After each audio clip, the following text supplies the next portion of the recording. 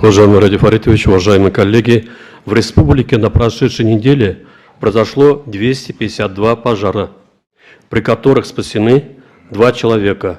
К сожалению, одного спасти не удалось. В отчетный период на территории республики произошло 22 лесных пожара. Перехода лесных пожаров на населенные пункты не допущено. На сегодняшнее утро продолжают действовать 3 лесных пожара, 2 из них локализованы.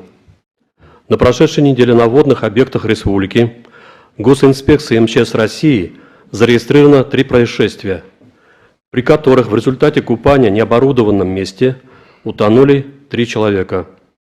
Всего в текущем году на водных объектах республики погибли 18 человек.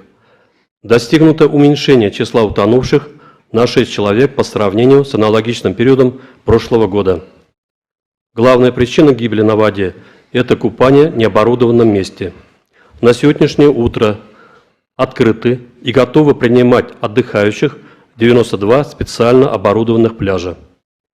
В отчетный период зарегистрировано 8 падений с высоты, в результате которых погиб 1 и госпитализировано 6 человек. 27 июня в Аургазинском районе в результате попадания молнии погибла 53-летняя женщина. На прошедшей неделе в систему СУ-12 поступило 7 сообщений о потерявшихся в лесах гражданах. Все потерявшиеся 7 человек найдены живыми. 19 июня на территории Абдериловского района введен режим чрезвычайной ситуации из-за массового поражения растений луговым мотыльком. Кроме того, на территории Баймакского района 16 июня продолжает действовать режим чрезвычайной ситуации в связи с распространением саранчевых вредителей.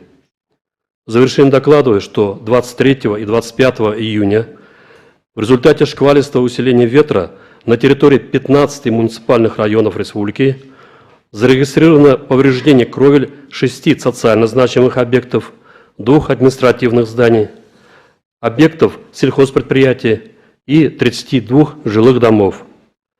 Кроме того, повреждена техника сельхозпредприятий и транспортные средства граждан. Погибших и травмированных нет. Наиболее пострадавшим является Благоварский район. Сила ветра на его территории превысила 25 метров в секунду, в связи с чем районом введен режим чрезвычайной ситуации. Кровля школы в селе Старокучербаево повреждена на площади порядка 600 квадратных метров и обрушена кровля 4 жилых домов в селе Самарино. Во всех муниципалитетах организованы аварийно-восстановительные работы. Они по состоянию на сегодняшнее утро завершены на территории 4 муниципальных районов.